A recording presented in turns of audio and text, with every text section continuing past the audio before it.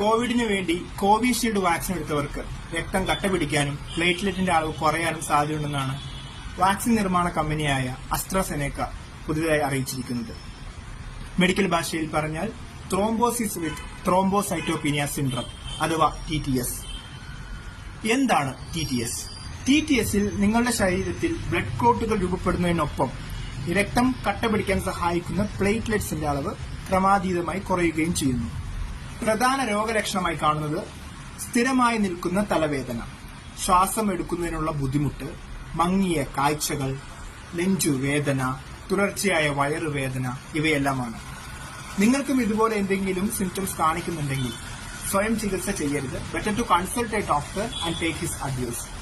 Dimer പോലുള്ള ടെസ്റ്റുകൾ എടുക്കുമ്പോൾ നമ്മുടെ ശരീരത്തിൽ രൂപപ്പെട്ടിരിക്കുന്ന ക്ലോട്ടുകളെ കുറിച്ചൊക്കെ കൂടുതലായി അറിയാൻ സാധിക്കും. ദ സ്ലോഗൻ റിപ്പീറ്റ്സ്: ഭയമല്ല, ജാഗ്രതയാണ് വേണ്ടത്.